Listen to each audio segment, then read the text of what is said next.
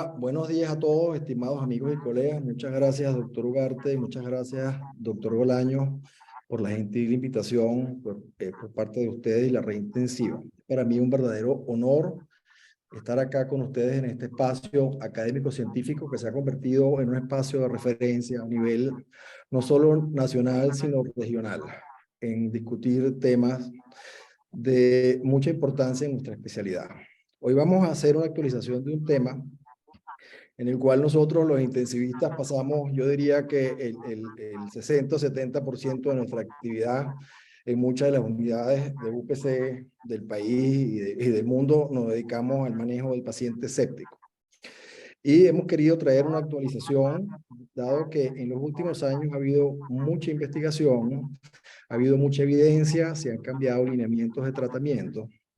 Y además de hacer una actualización, hemos querido dar una visión personalizada, no mía, por supuesto, una visión personalizada o individualizada del paciente, es decir, cómo adaptar los lineamientos, digamos, internacionales aceptados al lado de la cama del enfermo, de acuerdo a su evolución y sus características. Para comenzar, vamos a presentar un caso clínico que nos va a servir, digamos, como punto de inicio para comenzar a hablar de estos temas.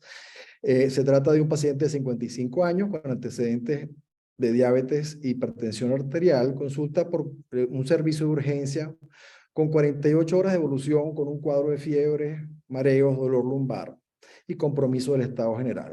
A su llegada al servicio de urgencia, el paciente se describe vigil, inatento, sin déficit de focalización neurológica, pupilas isocóricas reactivas, inestables desde el punto de vista hemodinámico, como pueden ver, taquicárdico, hipotenso, febril, policneico, sin uso de musculatura accesoria.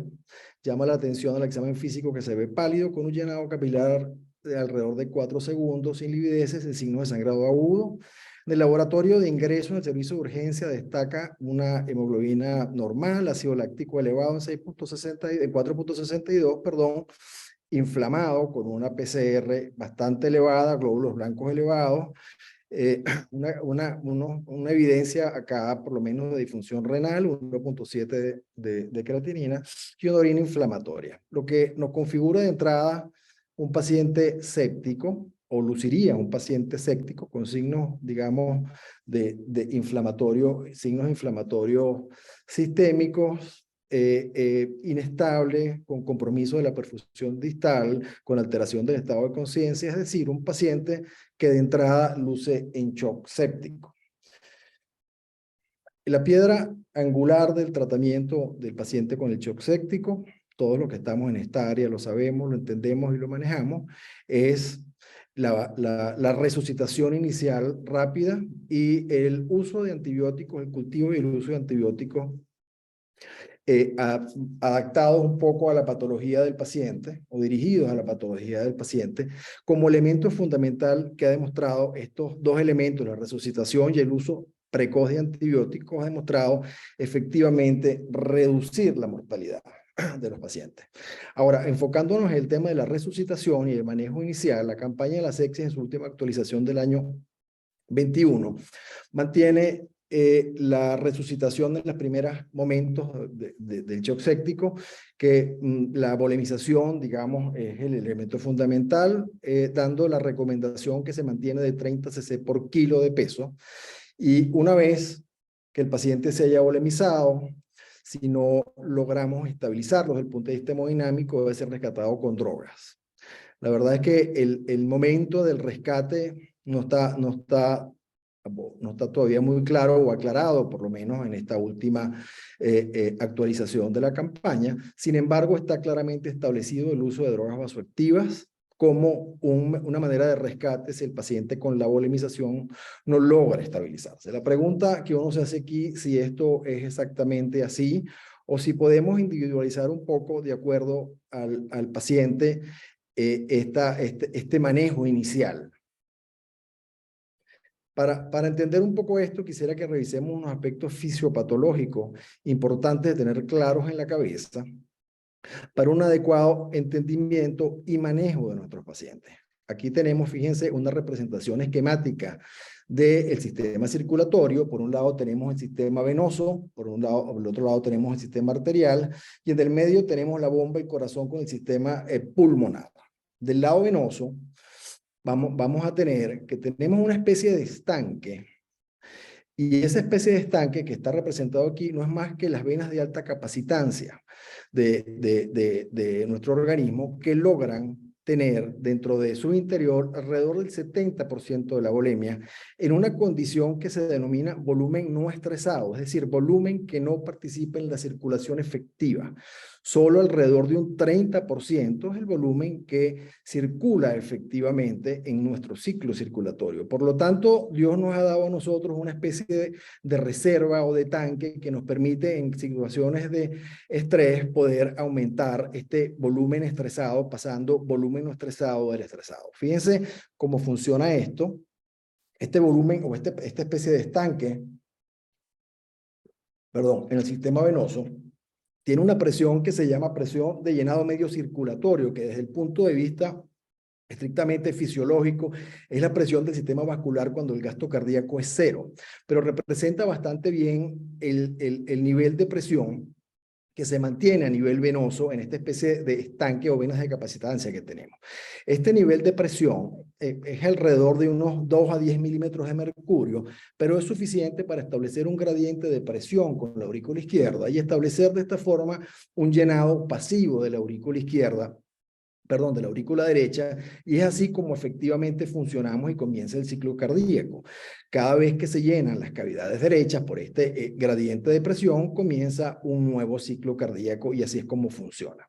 En condiciones de hipovolemia o en condiciones de shock, este estanque reduce su capacitancia de manera de compensar la situación de hipovolemia y volver a restablecer este gradiente. Cuando nosotros conectamos a un paciente en ventilación mecánica y generamos presión positiva dentro del tórax, el sistema venoso sufre una compensación reduciendo la capacitancia e incrementando esta presión media sistémica circulatoria y estableciendo ahora un nuevo gradiente de presión que va a ser positivo, y es por eso que los pacientes no se mueren cuando los metemos en ventilación mecánica por este mecanismo compensatorio.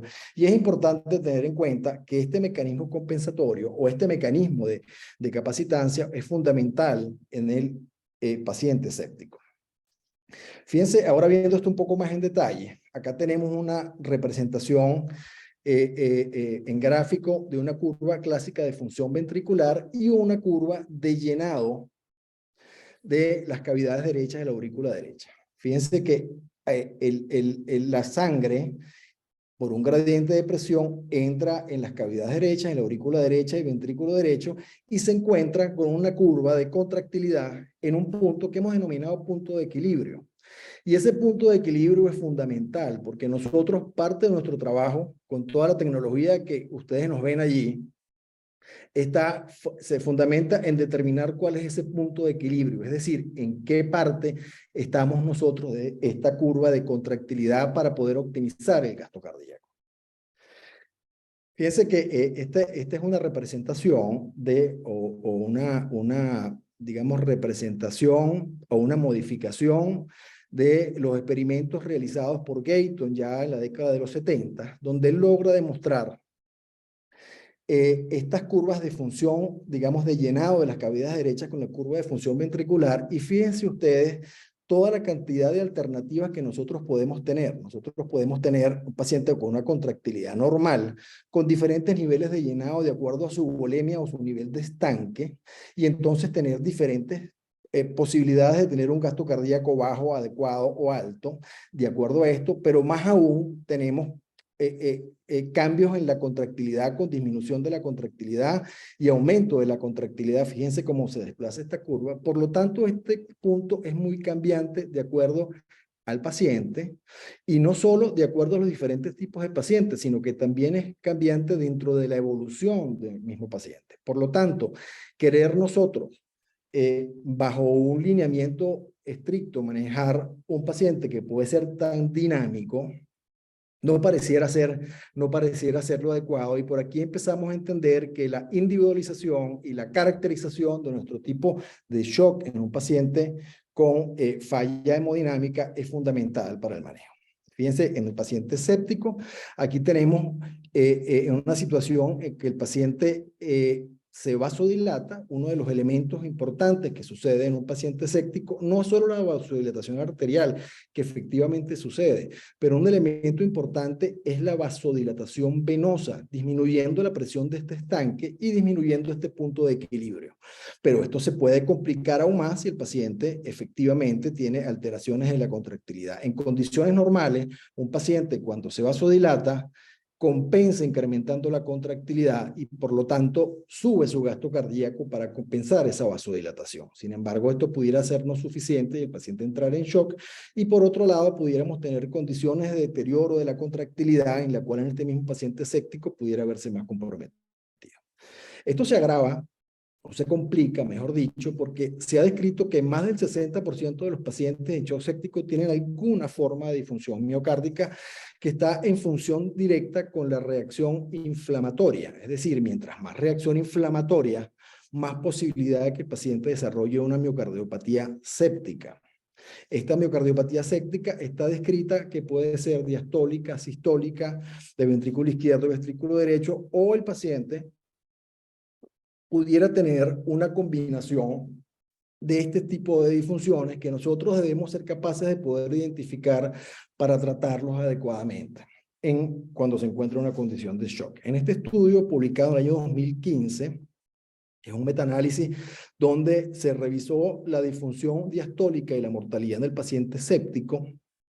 Podemos ver que en una serie de 7 estudios con un número importante de pacientes se pudo documentar que cerca del 50% de los pacientes con shock séptico tenían disfunción diastólica. Pero lo más importante es que esta disfunción diastólica se correlacionó con incremento de la mortalidad estadísticamente significativo, no así los pacientes con disfunción diastólica. Por lo tanto, la disfunción diastólica, no es tanto que no solo que es frecuente, sino que además se correlaciona con mortalidad, y esto lo podemos ver claramente en uno de los estudios de este metaanálisis, que es el que tiene mayor peso estadístico, realizado por el doctor Landesberger, en el cual se hizo una regresión logística multivariable de una serie de variables, entre ellas la disfunción diastólica medida por doble tisular en la válvula mitral, y se pudo demostrar que la disfunción diastólica se correlacionaba fuertemente con mortalidad,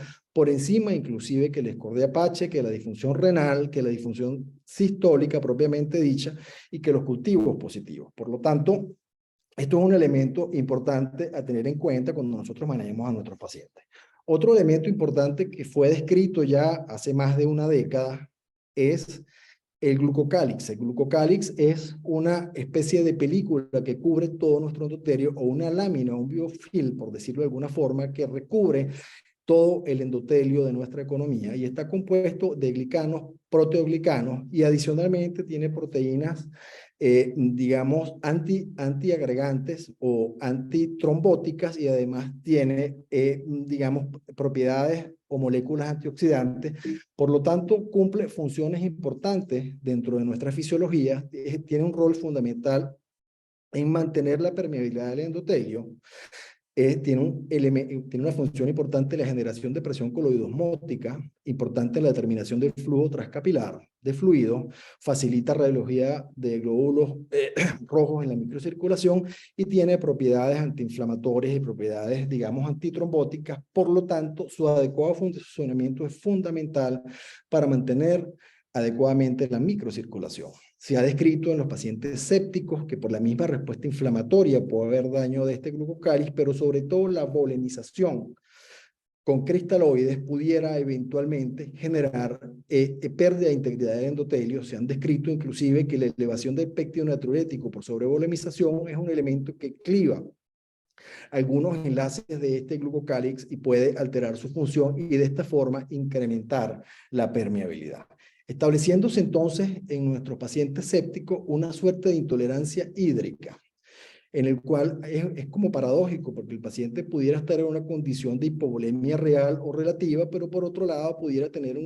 una situación de intolerancia hídrica, en términos de que son pacientes que pueden tener disfunción diastólica y además tener alteraciones en la permeabilidad, y si son, digamos, sufren o en el tratamiento, mejor dicho, los sobrevolemizamos, pudiéramos generar, perdón, lo que se ha denominado el síndrome global de sobrecarga hídrica, que no es más que un síndrome de sobrevolemización, donde hay afectación de todos los órganos de la economía, con alteración de la microcirculación y falla multiorgánica que ustedes deben haber visto descrito muchas veces por ahí, e inclusive haberlo vivido en la práctica con algunos de nuestros pacientes. Entonces, por lo tanto, es importante que nosotros podamos titular en algún momento determinado cuánto líquido le vamos a dar al paciente. Efectivamente, los pacientes sépticos necesitan resucitación y necesitan volemización, sobre todo en las primeras fases del shock séptico o en la primera fase del shock séptico. Sin embargo, es importante en algún momento que nosotros titulemos de alguna forma este aporte hídrico. Y de aquí viene el concepto de paciente respondedor o no respondedor. Les traigo aquí una representación muy sencilla y muy elemental, muy conocida por todos ustedes, pero creo que es importante para entender este fenómeno, que es la correlación entre una curva de contractilidad ventricular izquierda y una curva de distensibilidad ventricular izquierda. Fíjense, por este lado tenemos una curva de contractilidad, por este lado tenemos una curva de extensibilidad del ventrículo izquierdo, que puede estar desplazada hacia arriba y hacia la izquierda por disfunción diastólica, es decir, el ventrículo puede estar más rígido por la misma condición de la sepsis. Si nosotros al inicio estamos en esta parte baja de la curva, es decir, nuestro llenado, nuestro estanque sobre las cavidades derechas está en un nivel bajo de punto de equilibrio, efectivamente al nosotros volemizar a este paciente incrementamos el gasto cardíaco a un punto que sería importante para mejorar la perfusión, digamos, del paciente, con un incremento, digamos, leve o discreto de las presiones de llenado, con muy poca posibilidad de generar incremento del agua pulmonar. Pero si por el contrario, y este es el concepto, perdón, de respondedor, si el paciente logra incrementar con alguna de las pruebas el gasto cardíaco por encima de un 10%, entonces este paciente es respondedor y nosotros efectivamente debiéramos seguirlo volemizando siempre y cuando nosotros tengamos evidencias de hipoperfusión o de disfunción orgánica que nos hagan pensar que el paciente necesita más gasto cardíaco. Si por el contrario este mismo paciente nosotros nos animamos más y lo seguimos volemizando, y una vez que pase las primeras fases del shock, nosotros pensamos que sigue hipovolémico porque sigue dependiente de drogas vasoactivas, por ejemplo, como vamos a ver más adelante, y lo seguimos volemizando, entonces este paciente ya pudiera estar en la parte plana de la curva y efectivamente tener poco incremento del gasto cardíaco con gran incremento de las presiones de llenado, y entonces tener la posibilidad de ser edema pulmonar. Y eso es lo que nosotros vemos frecuentemente en nuestra práctica cuando sometemos a un paciente a sobrevolemización. Estos son datos obtenidos del estudio Andrómeda, en el cual se hicieron desde el momento del inicio pruebas de tolerancia hídrica, fundamentalmente con eco y con levantamiento de piernas, como vamos a ver más adelante, y se pudo documentar que en los primeros momentos del shock séptico, es decir, cuando recibimos al paciente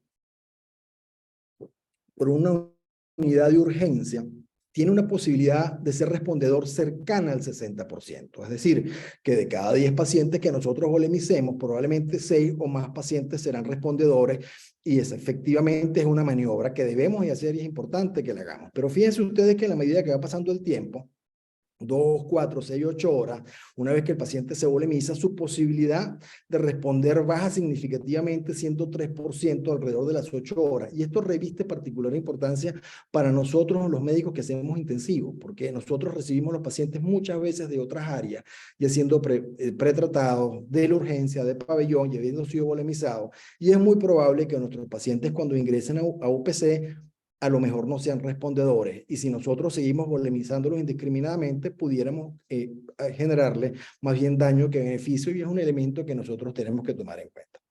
Por lo tanto, el soporte vasoactivo es un elemento importante para evitar la sobrevolemización de los pacientes y lograrlos estabilizar. La campaña de la sepsis claramente recomienda la noradrenalina como medicamento de primera línea porque se ha correlacionado con menos complicaciones y mejoría de la mortalidad. Y tiene unos efectos importantes, es capaz de incrementar el gasto cardíaco bajo ciertos elementos, bajo, digamos, ciertos mecanismos, pero el más importante es la disminución del volumen estresado. Cuando nosotros le damos dobutamina, noradrenalina a un paciente, no solo generamos vasoconstricción arterial, sino que este estanque se contrae venoso. Recuérdense que lo que tiene el paciente es una severa vasodilatación venosa con una disminución de la presión sistémica de llenado que vimos al principio en el modelo del estanque. Y por lo tanto, cuando le ponemos noradrenalina, hacemos una especie de volemización interna, es decir, una especie de redistribución de fluido del volumen no estresado al estresado, y entonces mejoramos este punto de equilibrio de llenado de las cavidades derechas. Pero adicionalmente la noradrenalina, aunque tiene un efecto pobre beta, lo tiene beta 1 y también incrementa la contractilidad, y por estos dos mecanismos es bastante potente en estabilizar el paciente. Además de eso, que están descritos otros mecanismos como mejora de la microcirculación, el uso temprano puede mejorar la distribución regional del flujo sanguíneo, y está absolutamente claro que el retardo en corregir la hipotensión en nuestros pacientes sépticos incrementa de forma significativa la mortalidad. Ahora, ¿cuándo lo damos? Porque efectivamente la campaña de la sepsis, como dijimos al principio, se basa en que primero volemizamos al paciente, y una vez que el paciente veamos que no responde, entonces lo rescatamos con noradrenalina. Pero estos conceptos han sido ahora un poco debatidos, y se ha empezado a hablar de que la noradrenalina debería empezarse en etapas más tempranas del shock. Es decir, empezarse en conjunto con la volemización, dado que tiene todos los efectos anteriormente descritos. En el año 2020 sale publicado este metaanálisis donde se evalúan para esa época los 5 estudios más grandes publicados en esa área, donde se logra, donde vemos que en los diferentes estudios el momento de inicio de la noradrenalina fue variable. En algunos fue menos de 2 horas, en algunos se hizo de forma simultánea con la volemización. Algunos estudios fueron de corte retrospectivo, otros de corte, digamos, randomizados con poco número de pacientes. Sin embargo, en todos los estudios, de acuerdo a los resultados de este metaanálisis, se logró demostrar una disminución significativa de la mortalidad.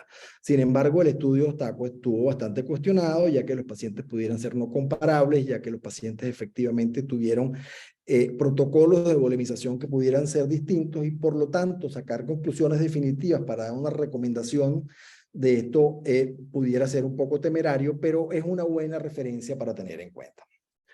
Otro elemento importante que se ha debatido es si la restricción de fluidos es beneficiosa en el paciente séptico, sobre todo en las primeras etapas, es decir, volemizar de forma restrictiva o volemizar de forma conservadora.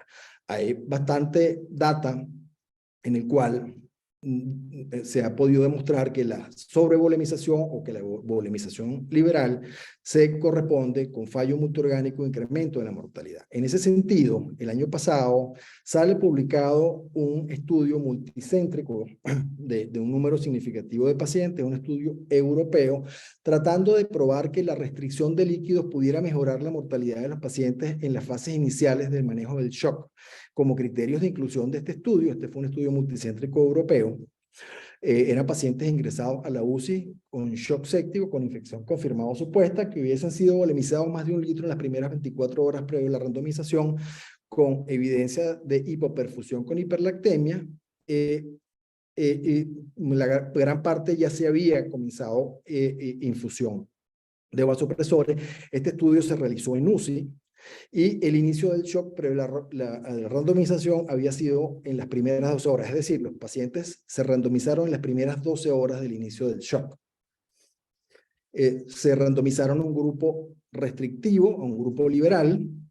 El grupo restrictivo se volemizaba de acuerdo a las características que les voy a decir en las siguientes láminas, y el grupo liberal se volemizó libremente. Se le daban entre 2000 cc si estaba inestable cuando llegaba a la unidad de cuidados intensivos, y se le aumentaban las drogas vasoactivas o no, de acuerdo a los protocolos que manejaban en las diferentes unidades. Fíjense que la indicación de fluidos en el grupo restrictivo fueron bastante restrictivas, diríamos, valga la redundancia. Solo se permitía volemizar a los pacientes ya una vez ingresados en cuidado intensivo si tenían signos de severa hipoperfusión, cualquiera de estos, es decir, hipotensión severa a pesar de vasopresores, un score de Mottrin por encima de 2, hiperlactemia o una disminución de la diuresis, pérdida de fluidos documentados y corrección de hidroelectrolítica. Pero efectivamente fue un grupo que se manejó de forma bien restrictiva. Se hizo seguimiento durante la hospitalización del paciente, se hizo seguimiento durante la hospitalización en UCI del paciente y se vio la mortalidad a los 90 días. En el grupo restrictivo, fíjense ustedes que recibieron significativamente menos volumen, el balance hídrico durante la hospitalización en UCI fue significativamente menor que el grupo liberal. Pero cuando se evaluó la mortalidad, perdón, a los 90 días, se vio que no hubo diferencias estadísticamente significativas. Cuando se evaluó también los eventos adversos que se denominaron serios, es decir, eventos de isquemia, efectivamente tampoco se logró demostrar una diferencia estadísticamente significativa. Lo cual entonces empezó a cuestionarse el tema de si deberíamos ser liberal o restrictivo, dado que no hubo una diferencia estadísticamente significativa como se pensaba en los pacientes que tuvieron volemización restrictiva. Este año, en enero de este año, sale publicado otro estudio en este mismo sentido, pero este estudio ya realizado en pacientes de urgencia. Este estudio es un estudio americano realizado por el grupo PETAL, que es el grupo para la prevención y el tratamiento temprano de la injuria pulmonar aguda. Este estudio también logra probar que un grupo manejado con fluido restrictivo, privilegiando los vasopresores por encima de la volemización, era mejor o reducía la mortalidad en relación a un grupo liberal en las primeras horas del manejo del paciente con shock séptico. Fue un estudio multicéntrico, randomizado, no ciego, fue... Déjame mover aquí un poquito. Bueno, los pacientes fueron randomizados durante las primeras 4 horas, después que se documentó que seguían hipotensos, después de haber recibido por lo menos 1 litro de solución fisiológica o balanceada, es decir, cristaloides, y se siguieron por 24 horas. El outcome primario fue la mortalidad al alta hospitalaria o a los 90 días, lo que ocurriera primero.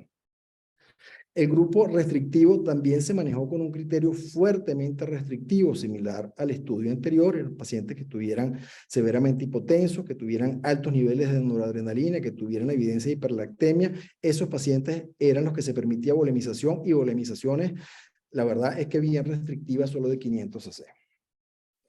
Efectivamente, durante estas primeras 24 horas, el grupo restrictivo recibió significativamente menos volumen en relación al grupo liberal. Fíjense ustedes allí, la cantidad o el número de pacientes que recibió vasopresores fue significativamente mayor, ya que se privilegió, por supuesto, en este grupo el uso de vasopresores sobre la volemización. Pero cuando se vio la mortalidad, no hubo una mortalidad estadísticamente significativa. Sí llama la atención en este estudio la mortalidad. La mortalidad en estos estudios de pacientes sépticos con fallas multiorgánicas rondean alrededor del 40-45% en las diferentes series. Y fíjense ustedes que aquí hubo una mortalidad bastante baja, 14 y 14.9 de los dos grupos respectivamente, lo cual hace pensar que no eran pacientes muy graves. Y cuando uno revisa las características basales o las tablas de características basales, uno puede documentar que los pacientes tenían un SOFA de 3, es decir, un SOFA bastante bajo en relación al estudio anterior que tenía un SOFA de 9.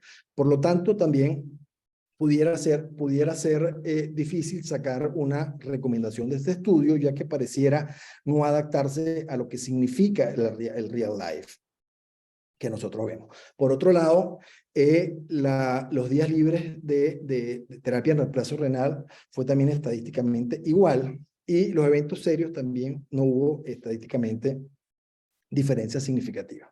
Entonces, bueno, aquí uno pudiera decir que esto es digamos, la historia del vaso medio lleno, medio vacío. Los del grupo liberal estarán muy contentos porque el grupo restrictivo no logró demostrar una reducción de la mortalidad, pero los que son partidarios del grupo restrictivo también efectivamente pudieran decir que la terapia restrictiva tampoco incrementó la mortalidad.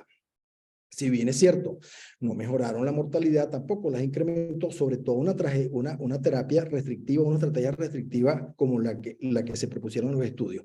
Por lo tanto, salió en el editorial de junio del 2002 del estudio Classic, un fragmento que llama la atención y se los traigo aquí porque llama la reflexión. Dice, estos hallazgos muestran que una estrategia de manejo de líquidos altamente restrictiva pareciera ser segura y plantea nuevas preguntas importantes que desafían la sabiduría convencional.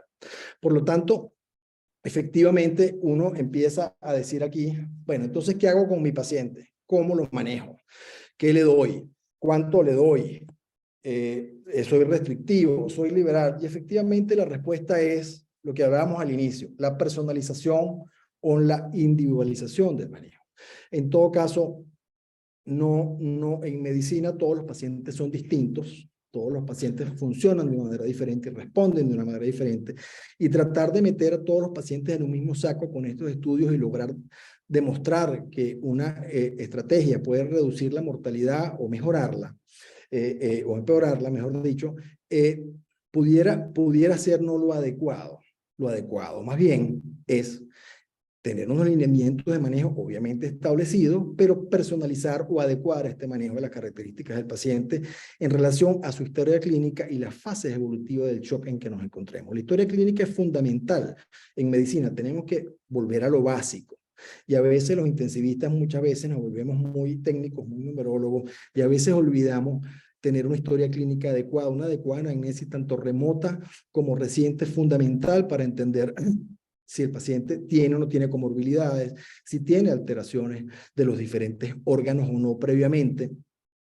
Entender cómo es el mecanismo fisiopatológico de la producción del shock en cada paciente, es decir, si es un shock con pérdida de fluido o es un shock sin pérdida de fluido, porque estos son elementos importantes para nosotros entonces establecer una estrategia terapéutica. Otro elemento importante es ver en qué fase evolutiva nos encontramos del shock, y ya esto está ya hace muchos años establecido y reseñado en la literatura, que el shock tiene diferentes, digamos, etapas evolutivas, y cada etapa evolutiva tiene su característica diferente y tiene un manejo diferente que nosotros debemos de aprender a entender y a reconocer, porque si equivocamos esto, pudiéramos poner al paciente en peligro. Este protocolo Rose, o protocolo, digamos, por fase evolutiva, fue propuesto por el doctor Vincent ya en el año 2013, y cada vez se ha venido utilizando más y hablando más de él. En este protocolo tenemos una fase inicial de resucitación, obviamente es una fase, como vamos a ver más adelante, de salvarle la vida al paciente, de estabilizarlo. Tenemos una segunda fase de optimización, que es la fase de que aunque macromodinámicamente ya se haya estabilizado, siguen con trastornos importantes de la microcirculación y de perfusión regional y necesitan ser optimizados. Y después de esto, ya una vez que el paciente se logra estabilizar desde el punto de vista macro y micromodinámico, viene una fase ya de que estabilización y de escalación, digamos, de vasopresores y de fluido, que es importante que nosotros podamos identificar en cada uno de los pacientes, que vemos en qué fase estamos. Muchas veces nosotros, cuando nos suben a los pacientes o nos llevan a los pacientes a la unidad de cuidados intensivos, ya están en la fase de resucitación, ha pasado, a lo mejor ha sido buena, no muy buena, pero ya ha pasado, estamos en una fase de optimización porque ya el paciente ha venido volemizado y nosotros tenemos que entender eso, o no, si estamos en un servicio de emergencia, muy probablemente estemos en la primera fase. Entonces, las bases de la resucitación en la primera fase del shock son tres elementos fundamentales. La volemización efectivamente es fundamental. Los pacientes necesitan líquido y hay que darles líquido. ¿Cuánto líquido? Es una buena pregunta, lo vamos a revisar ahorita, pero sin embargo la volemización es fundamental. El uso de vasopresores precoz, y un elemento importante es la evaluación y seguimiento multimodal del paciente al lado de la cama del enfermo, muy de cerca. Los cristaloides, usted tiene ahí las dos estrategias. Liberal 360, 300 cc por kilo, perdón, alrededor de 2 a 2.5 litros. O una estrategia restrictiva, y usted decidirá en base a su evaluación inicial del paciente cuál toma. Muy probablemente sea una estrategia liberal. Muchos de estos pacientes vienen severamente hipotensos con hipovolemia relativa o real y deben ser volemizados, pero habrán un grupo de pacientes que usted tenga que ser un poco más restrictivo, y esa es parte de su valoración clínica inicial. El uso precoz de drogas vasoactivas es un elemento fundamental. No espere a que el paciente, usted le pase 2 litros y 3 horas para entonces empezar las drogas vasoactivas. Si el paciente está severamente hipotenso y lo que está recomendado hoy en día, no hay una validación en esto, digamos, muy clara, pero sin embargo es una recomendación importante de expertos, que si el paciente tiene una presión arterial diastólica por debajo de 45 o tiene un diastolic shock index, que no es más que un índice para que se divide la frecuencia cardíaca sobre la presión diastólica. Si este diastolic shock index está por encima de 2, hay ya algunos estudios preliminares que dicen que el uso en estos pacientes de drogas vasoactivas precozmente pudiera ser beneficioso. Sin embargo, estos elementos no han sido probados, pero son elementos importantes que uno puede tener en consideración. Si tenemos un paciente profundamente hipotenso, con presión diastólica baja y un shock index por encima de un diastolic shock index por encima de 2, son pacientes que nosotros debemos iniciarle soporte vasoactivo precozmente con noradrenalina, que es la primera línea. Aquí hay un elemento importante. ¿Se puede iniciar noradrenalina por vía periférica? Sí se puede iniciar noradrenalina por vía periférica. No esperemos tomar una vía central, porque tomar una vía central puede tomar tiempo. En algunos servicios de urgencia no hay gente capacitada y tienen que esperar que venga otra persona a tomarla. O pudiera haber gente muy capacitada, pero en pacientes en situaciones de shock, tomar una vía, a veces un paciente depletado líquido puede ser muy complicado. Por lo tanto, estos pacientes pueden resucitarse por vía periférica, pero hay que resucitarlos con líquidos y resucitarlos con vasopresores. Usted puede iniciar inicialmente soporte vasopresor, sobre todo si tiene líneas venosas más proximales y un poco más gruesa, puede iniciar soporte vasopresor y una vez estabilizado el paciente, entonces toma su vía central y pasa el soporte vasopresor por vía central, pero inició por vía periférica. Y el otro elemento fundamental es la valoración. Este es un paciente que hay que estar al lado de él, es decir, no debemos de cuidar a los pacientes, debemos estar al lado de la cama del enfermo, porque la evolución es muy dinámica y tenemos que estar efectivamente ajustando la terapia. ¿Cuáles son los elementos fundamentales en la primera parte del manejo del shock séptico? La valoración clínica con el tiempo llenado capilar, que vamos a ver más adelante, que es un elemento muy importante. El uso de ultrasonido cardíaco focalizado, que es el POCUS tradicional, pero hecho en la parte cardíaca para la caracterización del shock, y la medición de los niveles de ácido láctico son los 3 elementos fundamentales que usted debe de disponer para y aprender a manejar para manejar de forma adecuada al paciente. En relación al tiempo de llenado capilar, se demostró ya en el año 2019, fue publicado el estudio Andrómeda, donde se probaron dos series de pacientes de alrededor de 200 pacientes por lado, estudio randomizado. Uno se hizo la resucitación guiada por ácido láctico. Ustedes todos saben que el ácido láctico se correlaciona con mortalidad. Es un excelente tamizaje al inicio basal en la sepsis, porque predice mortalidad. Unos niveles del ácido láctico elevado ciertamente se correlacionan con mortalidad, pero sobre todo el clearance de ácido láctico. Si usted no logra bajar el ácido láctico por lo menos un 20% cada 2 horas, en las primeras 6 a 8 horas, el paciente tiene incremento de la mortalidad y por lo tanto esto es un elemento que usted tiene que tener pendiente y eso es una cosa que ya está claramente demostrada y recomendada en la literatura. Entonces, lo que se probó en este estudio es que la medición periférica, el tiempo llenado capilar, que es una maniobra bastante simple, pero debe ser hecho de una forma, digamos, estandarizada. Pero si usted logra monitorearla basalmente y reducir este tiempo llenado capilar a menos de 3 segundos, si estaba elevado en las primeras 6 horas, usted efectivamente puede lograr reducir bajo este mecanismo de monitoreo la mortalidad o puede monitorear, mejor dicho, la sepsis. Y esto demostró el estudio Andrómeda. En este estudio Andrómeda no hubo diferencia estadísticamente significativa si usted monitoreaba con ácido láctico o si usted monitoreaba con perfusión, digamos, medida por tiempo llenado capilar a los 28 días. Pero lo importante es que el grupo que tenía un SOFA por debajo de 10 tuvo menor mortalidad en el grupo que fue monitoreado como meta con llenado de perfusión capilar. Un elemento importante aquí en este estudio es ver la cinética del ácido láctico y la cinética del llenado capilar en el tiempo. Fíjense que ambos tuvieron caídas. significativa durante las primeras 8 horas, pero el ácido láctico se mantuvo, digamos, elevado por encima del nivel esperado, más allá de las 24 horas. Esto fue documentado también por el mismo grupo de investigadores en un estudio publicado en el 2014, en el cual se midió una serie de 80 pacientes y se siguieron con niveles de ácido láctico, tiempo de llenado capilar y delta PCO2 durante las primeras 24 horas, y se logró demostrar que efectivamente tienen una caída, todos estos indicadores rápida durante las primeras 6 horas, y esa caída se va enlenteciendo después de las primeras 6 horas, todos los indicadores, pero la caída del tiempo de llenado fue más rápida en las primeras 6 horas, casi normalizándose en las primeras 6 horas, y ya prácticamente en las primeras 24 estaba normalizada, igual que la diferencia de presión venosa arterial de CO2, que es otro elemento importante, que también sufrió una caída importante. Este fue el más precoz en caer y mantenerse bajo en el tiempo.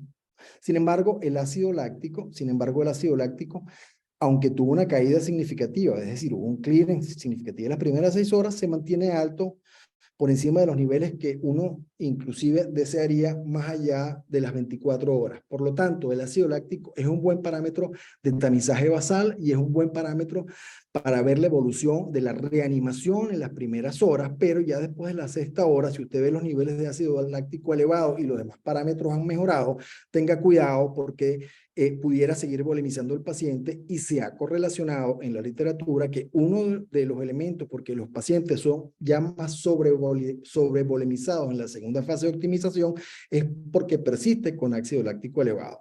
Y entonces el médico se confunde y lo sigue volemizando, estando el paciente ya en una condición más estable desde el punto de vista macro y microhemodinámico. Así que es importante tener bastante ojo con eso. El otro elemento importante o la otra herramienta importante que llegó para quedarse es la ecosonografía. La ecosonografía en cuidados de urgencia y en terapia intensiva tiene un rol ya definido, y todo médico que trabaja en urgencias y que trabaja en terapia intensiva debería de estar capacitado o debería de entrenarse en la ecosonografía. En el manejo del shock séptico, la caracterización del shock es fundamental, definir cuál es el fenotipo del shock al que estamos enfrentados. Lo más probable es que tengamos un paciente hiperdinámico y vasodilatado, pero sin embargo nos podemos sorprender que hay pacientes que tienen disfunción ventricular o que no están tan hipovolémicos como nosotros pensábamos, y por tanto la tipificación o digamos la evaluación del shock del paciente séptico bajo ecocardiografía es un elemento, digamos, bastante importante. Los objetivos del ultrasonido cardíaco focalizado son bien definidos: valorar la función global del ventrículo izquierdo y derecho, ver si hay derrame pericárdico, signos de taponamiento, y la valoración del estatus intravascular. Les traigo esto nada más a manera de mostrarles. Muchos de ustedes ya tienen bastante entrenamiento en esto, habrán otros que tengan poco entrenamiento. El mensaje aquí es que los que no estén entrenados comiencen a entrenarse y a capacitarse. Los que ya comenzaron su capacitación sigan la capacitación y sigan tomando experiencia, y los que estén ya formados y sean expertos en esto, sus funciones entonces entrenar a los médicos que no tengan estén empezando la capacitación. Pero la idea es que efectivamente aquí todos nos capacitemos. La red intensiva tiene un buen curso de ecosonografía en paciente crítico. Hay otros cursos también en el mercado. El de la red intensiva es bastante bueno. Así que el mensaje aquí es que usted se entrene en esto y cada día vaya perfeccionando su habilidad en la caracterización de los pacientes en shock bajo ecosonografía. Fíjense, aquí tenemos las diferentes cámaras, tanto eje largo como eje corto en sus diferentes planos. No me voy a detener mucho en esto. Aquí tenemos las ventanas apicales, 4 cámaras, 2 cámaras y 5 cámaras, que son importantes. Esta ventana y la ventana subsifoidea, que esta es la ventana, digamos, que llaman del intensivista y del emergenciólogo, porque es muchas veces la ventana más fácil de ver, da bastante información. Tiene la ventana acústica del hígado, que permite una mejor visualización y es fácil y tiene una curva de aprendizaje corta y nos da bastante información, y por lo tanto es bastante recomendada. Es importante mencionar acá que las ventanas en pacientes de situaciones de urgencia son más difíciles que la ecosonografía que es un cardiólogo de forma electiva en su consultorio. Los pacientes, muchos de ellos están en ventilación mecánica, están en posición de decúbito y no se pueden lateralizar porque están inestables y por lo tanto no podemos tener acceso muchas veces a todas las ventanas. Usted debe tener entrenamiento en las diferentes ventanas, pero a veces nos conformaremos con una y dos ventanas y de ahí sacar la información que necesitamos. Hay varios protocolos propuestos, pero les traigo este porque es uno de los más reconocidos y los más utilizados. Es el protocolo de las 5E. Es importante mencionar aquí que esto no es un estudio comprensivo que hacen los cardiólogos ni morfológico ni fisiológico real y completo del corazón. El objetivo de esto es otro. El objetivo de esto es ver 5 puntos importantes que nos interesan a nosotros, que es la información que nosotros debemos de tener y de manejar para establecer un plan de trabajo al lado de la cama del enfermo. Las 5E vienen de effusion, que es derrame pleural, es decir, si el paciente, pericárdico, si el paciente tiene derrame pericárdico con signos de no de taponamiento. Ejection, valoración de la función ventricular del ventrículo izquierdo. Muy rápidamente, equality es la comparación de ambas cámaras, a ver si hay dilatación o no de cavidad derecha de signos de insuficiencia ventricular derecha. Exit está dentro del protocolo, es la salida, el tracto de salida del ventrículo izquierdo para valorar de la raíz de la aorta en caso de síndrome aórtico, y en trans es la valoración de la vena cava inferior. Ya, espérate, esto se pegó. Vamos a enfocarnos fundamentalmente en el punto 2 y el punto 5. No podemos hacer de esto una evaluación de eco porque eso nos tomaría o un simposio o un curso completo. Sin embargo, les dejo aquí la bibliografía y les dejo el código QR porque ese artículo está bastante completo y vale la pena que lo revisen porque es un buen artículo de revisión desde el punto de vista técnico, cómo se hace este protocolo, y al final de eso hay bastantes videos que se pueden ver allí que son de bastante ayuda. Entonces, cuando vemos la fracción de eyección, lo que a nosotros nos interesa es ver cualitativamente la fracción de eyección. No se pide que midamos la fracción de eyección. La fracción de eyección, entre otros lados, ha sido un poco cuestionada recientemente porque muchas veces la planimétrica no se correlaciona de forma adecuada con la función ventricular y, bueno, requiere una curva de aprendizaje. Por lo tanto, nosotros podemos hacer una evaluación subjetiva de la función en las diferentes ventanas que tengamos, y eso es bastante válido. Fíjense ustedes este estudio en el cual se correlacionaron diagnósticos realizados por médicos emergenciólogos con poco entrenamiento y se compararon con fracción de eyección o índice de motilidad regional hecha por cardiólogos expertos, y fíjense ustedes que la correlación cualitativa se ajustó bastante bien a la función cuantitativa ventricular que hacían los cardiólogos, con una correlación cercana a 1. Por lo tanto, es válido que usted pueda valorar su ventrículo de forma cualitativa y ver si el paciente tiene o no trastornos de motilidad. Fíjense, acá les traigo este video. Aquí tenemos un ventrículo que usted lo puede ver francamente hiperdinámico, es lo que nosotros solemos ver en sepsis. Aquí tenemos un ventrículo con fracción de eyección normal.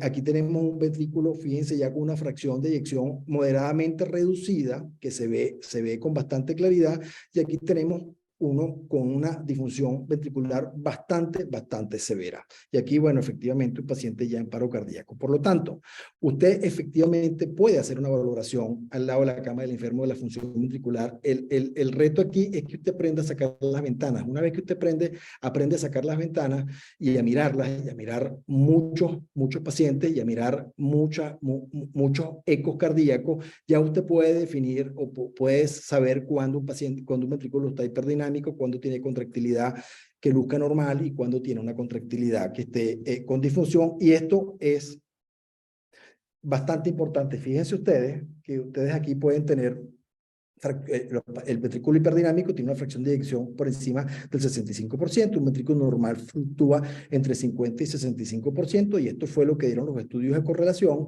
Cuando el médico ve que tiene una disfunción ventricular moderada, está alrededor de 30 y 50, y cuando se ve una disfunción ventricular severa, ya usted tiene por debajo un 30%. Aquí lo que interesa es ver a grosso modo cómo está la función ventricular para que nosotros entonces definamos una estrategia terapéutica. El otro elemento importante es la vena cava inferior. Mucho se ha estudiado, mucho se ha escrito de ella. En principio, yo creo que se sobrevaloró el tema de la vena cava inferior y hoy en día ha tomado, digamos, un valor que ciertamente es importante, pero también se entiende que la vena cava inferior no se correlaciona con respuesta a líquidos, por lo tanto, no es una buena valoración para que usted vea si hubo respuesta al líquido o no, pero sí es muy importante, sobre todo cuando está en los extremos. Si usted tiene una vena cava que está colapsada, que está por debajo de 10 milímetros, está colapsada y eso se acompaña con un ventrículo hiperdinámico, usted muy probablemente el paciente lo que necesita es líquido. Y entonces usted puede volemizar de forma no restrictiva, de forma liberal a ese paciente. Si por el contrario usted ve una vena cava pletórica, con muy poca variabilidad con movimiento respirofásico, bien sea espontáneo o respiratorio, muy probablemente va a tener condiciones, digamos, de shock obstructivo o condiciones de sobrevolemización o condiciones, digamos, de neumotoras, tromboembolismo pulmonar, en fin, usted tendrá que hacer ahí una evaluación más a fondo. Pero fíjense, entonces aquí usted hace sus combinaciones, usted evalúa su función ventricular en la ventana que usted encuentre y evalúa su vena cava. Usualmente la vena cava se ve en ventana subsifoidea o subsifoidea, es donde la podemos valorar. La medición se hace ahí alrededor de 2 centímetros de la salida de la salida de la vena cava con la aurícula derecha. Y entonces si usted tiene una vena cava pletórica con disfunción ventricular, usted sabe que usted tiene que pararse y frenarse un poco con los líquidos y tiene que hilar un poco más fino. Ahora, si usted ve una vena colapsada con un ventrículo hiperdinámico, entonces usted puede efectivamente volemizar. Por lo tanto, la caracterización del fenotipo del shock al lado de la cama del enfermo, una vez que usted empieza a tener su entrenamiento, es muy fácil de hacer. Y es fundamental que usted efectivamente la pueda hacer y en base a eso establecer un plan terapéutico. Entonces, fíjese, tenemos la primera fase de salvado. Esa fase, como dijimos al principio, es volemizar al paciente, volemizarlo. Y usted decidirá con qué estrategia, pero muchas de estas será liberal y si tiene la ayuda del eco, usted puede hacer, digamos, planes de trabajo mucho más objetivos. Aquí se evalúa el llenado capilar, los niveles de lactato, el Mutlin score y un eco basal. El target aquí es que usted logre subir la presión arterial por encima de 65 milímetros de mercurio, la media, y una presión diastólica por encima de 45. Cuando usted está ya por encima de 65 de presión arterial media, usted ya entonces está en la segunda fase. Esta primera fase son muy pocos minutos, usted entra en la fase de optimización y en esta fase de optimización entonces usted tiene que frenarse. El paciente muy probablemente necesite más líquido, sí, probablemente necesite más líquido porque esa volemización inicial muy probablemente se redistribuye en parte de la microcirculación, se redistribuye en los vasos de capacitancia venoso, mucha se fuga hacia el intersticio por incremento de la permeabilidad capilar, como vimos. Y los pacientes necesitan seguir siendo volemizados, pero aquí le toca a usted titular con cuánto lo va a volemizar. Que si esta es la fase más riesgosa porque es la fase donde uno suele volemizar más al paciente o suele sobrevolemizarlo, mejor dicho, ya el paciente necesita menos líquido y uno le da más líquido. Y si uno ve unos niveles de ácido láctico elevados, entonces le da más volumen. Hay como una sinapsis entre ácido láctico elevado e hipovolemia o disminución del volumen plasmático efectivo. Y eso no siempre es así. Uno, porque la hipoperfusión no nos dice que le falta volumen al paciente. La hipoperfusión y los niveles de láctico elevado lo que nos dicen es que hay una hipoperfusión tisular. Pero en el ácido láctico en especial tarda en hacerse el clearance después de las 6 horas y por lo tanto puede permanecer prolongado y el paciente ya estar bien perfundido a nivel distal, por diferentes motivos. Por lo tanto, un ácido láctico elevado en la fase de optimización no es un indicador de que usted deba seguir volemizando. Usted debe ir aquí un poco más fino, ver las otras variables, estar pendiente de su llenado capilar y hacer pruebas de fluidos que vamos a ver cómo se hacen, que son importantes para que usted titule entonces su volemización. En esta fase lo importante es el soporte de órganos. Muchos órganos, aunque usted tenga una macrohemodinámica estabilizada, todavía están sufriendo trastornos importantes de la microcirculación y por lo tanto el mantenimiento de una presión arterial media y un gasto cardíaco adecuado son fundamentales para que se vayan reajustando y optimizando toda esta microcirculación en los diferentes órganos de la economía. Ahí la ecocardiografía es importante para caracterizar el shock y ver si efectivamente el paciente tiene una buena función ventricular o no, y si el paciente tiene disfunción ventricular con una vena cava que está pletórica, entonces usted puede iniciar soporte vasoactivo. Ahora, es importante aquí que usted vea si el paciente necesita o no más fluido, y un elemento importante aquí es la maniobra pasiva de elevación de piernas, que es una herramienta que todos ustedes la han oído, que ya está claramente especificada en la literatura porque tiene alta sensibilidad y especificidad. El problema es que usted tiene que medir gasto cardíaco, porque la sensibilidad y la especificidad son buenas cuando usted la mide con gasto cardíaco. La maniobra debe ser hecha de forma adecuada, el paciente debe estar tranquilo, si está en ventilación mecánica debe estar por lo menos acoplado al ventilador y tranquilo, si está en ventilación espontánea también debe estar tranquilo en una condición de agitación, porque puede alterar la maniobra. Debe venir de 45 grados, digamos, con la cabecera levantada. Usted baja la cabecera y levanta las piernas 45 grados. Lo que se recomienda es que no lo haga usted manualmente, que es muchas veces lo que hacemos, sino que lo haga con la cama, porque eso le pudiera generar dolor al paciente e incomodidad e incrementar su tono simpático y entonces alterar la maniobra. Entonces, hecha de forma adecuada, usted verá cómo ve el gasto cardíaco. Si usted tiene algún equipo de monitoreo de gasto cardíaco continuo, es decir, ecocardíaco, determinación de gasto cardíaco, perdón, quise decir por termodilución, o cualquiera de estos, digamos, dispositivos de medición de gasto cardíaco con calibración externa o externa que existen en el mercado, usted podrá hacer esto más fácil, porque entonces usted está midiendo su gasto cardíaco haciendo la maniobra de levantamiento de piernas. Si hay un incremento, como vimos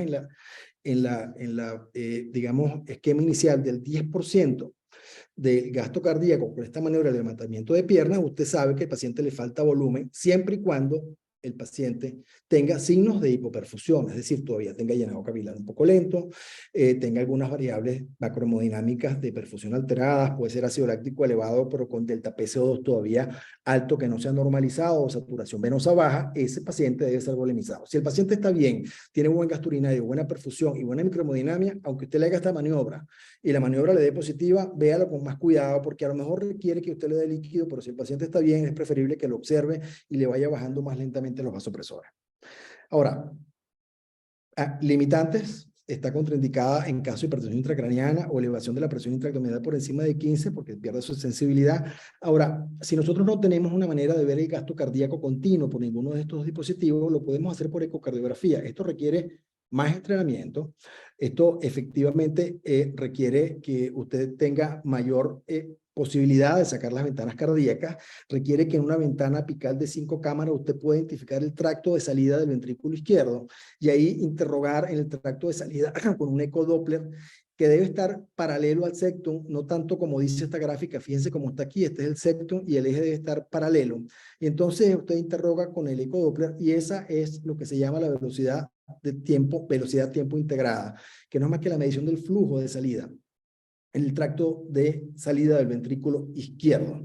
Usted mide este flujo, lo mide en centímetros y fíjese que aquí el BTI da 22.6 centímetros. Insisto, no es una maniobra fácil de hacer, no se puede hacer en todos los pacientes, requiere entrenamiento, pero cuando usted se entrena en hacerla, habrá muchos pacientes que usted se la puede hacer y es de bastante ayuda.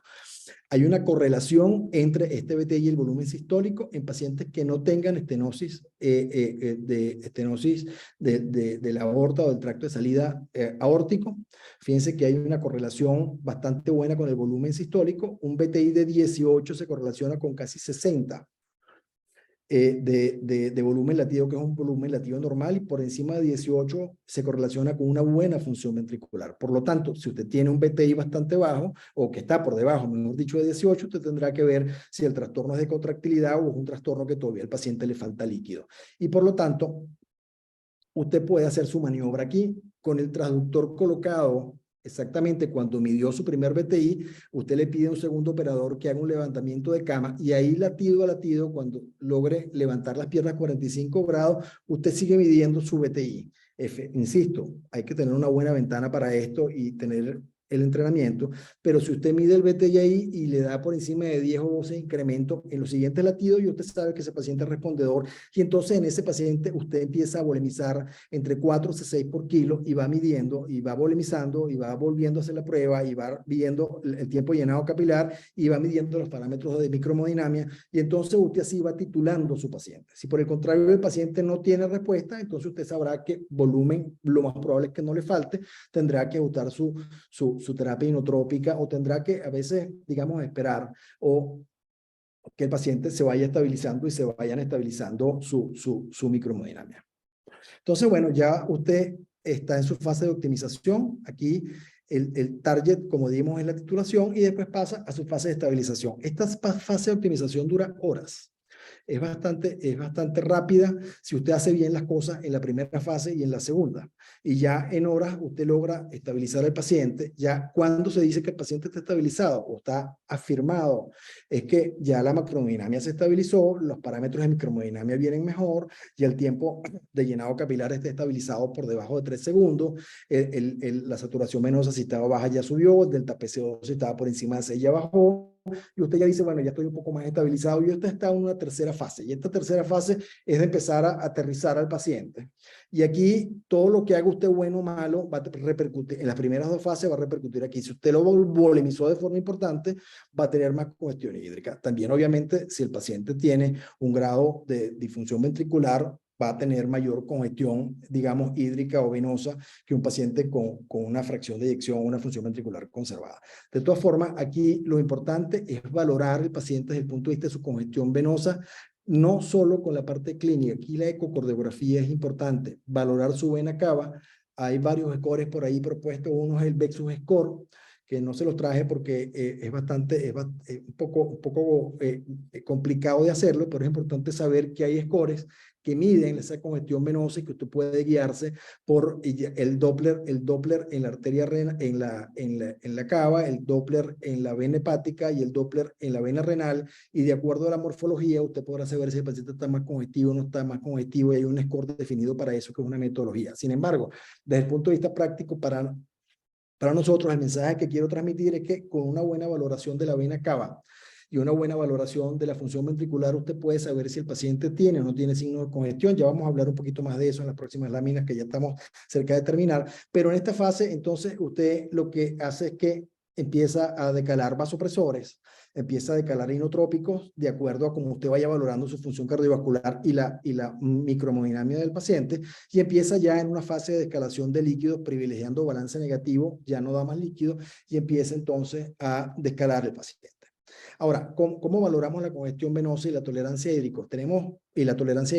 Tenemos tres elementos. Uno, la valoración de la vena cava inferior, la función sistólica, como ya vimos, pero hay un elemento importante aquí que forma parte de la evaluación del paciente, que es el eco pulmonar, fundamentalmente viendo la evaluación de las líneas B.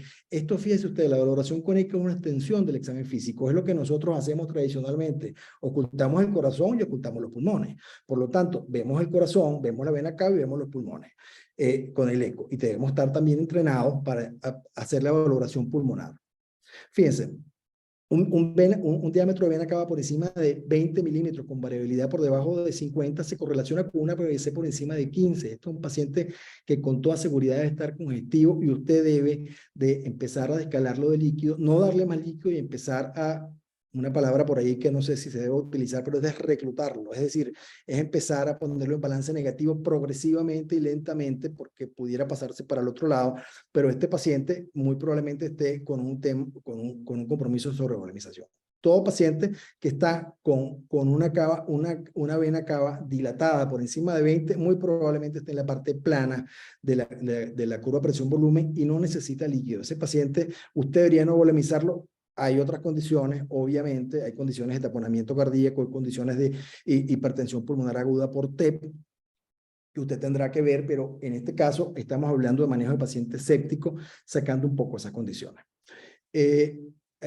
Fíjese que aquí usted mira si su contractilidad está disminuida, y usted tiene una vena cava dilatada en esta fase de estabilización, usted no puede todavía quitar el soporte inotrópico, debe mantener el soporte inotrópico e ir bajando los vasoactivos en la medida que pueda y ir depletando el paciente. Si por el contrario el paciente está con fracción de eyección conservada, usted entonces, bueno, dice que va por buen camino en su fase de estabilización.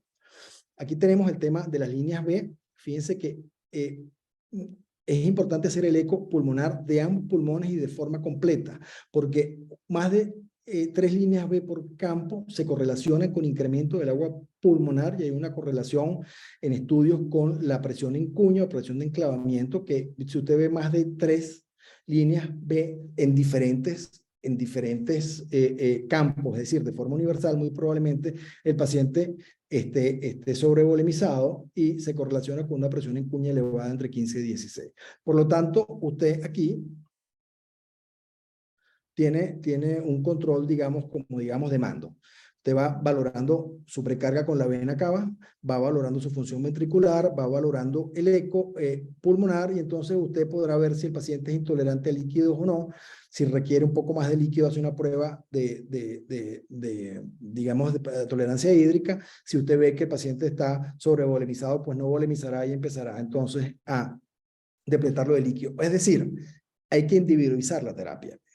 Usted al lado de la cama del enfermo con su valoración clínica y su valoración ecosonográfica puede, digamos, tipificarlo adecuadamente y manejarlo adecuadamente en las diferentes etapas. Para resumir, y ya con esto me estoy despidiendo, la primera fase, la fase de resucitación es muy rápida, son minutos.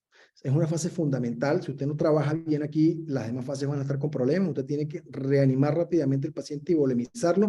Y esto se correlaciona con mejoría o disminución de la mortalidad. La fase de optimización suele durar horas, pocas horas.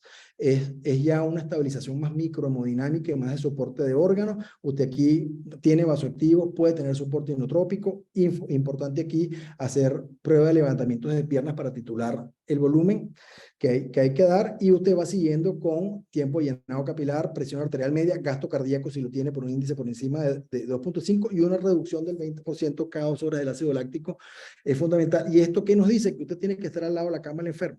Usted es un paciente que no se puede descuidar, porque si usted lo descuida, esto se complica. Así que usted tiene que estar al lado midiendo y viendo y viendo la estabilidad del paciente. Ya cuando estas variables se logran estabilizar y afianzar, entonces ya usted entra en la fase de estabilización y en la fase de decalación. Bueno, mensajes finales. Repito, la fase de resucitación del shock séptico va a ser tratada de forma rápida y enérgica. La expansión hídrica intravascular en este periodo es fundamental y se correlaciona con disminución de la mortalidad, y eso está claro en toda la literatura. O sea, no queremos, y los últimos estudios dieron que si usted volemizaba, tampoco era que le iba mal al paciente. Así que usted volemice al paciente en las primeras etapas, importante, 30 cc por kilo, al menos que en pacientes individuales usted vea que sean intolerantes hídricos y entonces usted va más lento en la volemización. Utilice vasopresores precozmente, y esto es un elemento fundamental. Recuérdese que esto es una especie de volemización interna por disminución del volumen no estresado, no estresado al estresado. Y cuando usted da vasopresores precozmente, puede reducir su nivel de volemización porque el paciente logra estabilizarlo de forma rápida. Así que estas cosas deben hacerse casi que poco de forma simultánea. El seguimiento multimodal es fundamental al lado de la cama del paciente, como ya dijimos, midiendo las 3 variables. Es crítico identificar los pacientes respondedores en la fase de optimización. Test de elevación de piernas es sencillo y de alta sensibilidad y especificidad. Aprenda a hacerlo. Si tiene usted gasto cardíaco continuo, es mucho más fácil. Si no, hágalo con eco. Hay que irse entrenando a sacar el BTI con eco, porque es importante para el manejo del paciente. Una vez lograda la estabilidad macro y micromodinámica, en la fase de estabilización comienza a decalar, como dijimos, monitoreando a su paciente. Bueno, en fin, con esto termino. Yo creo que es importante entonces abrir una sesión de preguntas y respuestas. El mensaje que es importante mandar aquí es que cada paciente es distinto, cada paciente es único, cada paciente debe ser evaluado de forma, insisto, valga la redundancia, individual, de manera de ajustar los lineamientos de manejo aceptados al paciente y lograr la mejor evolución posible. Muchísimas gracias por su atención.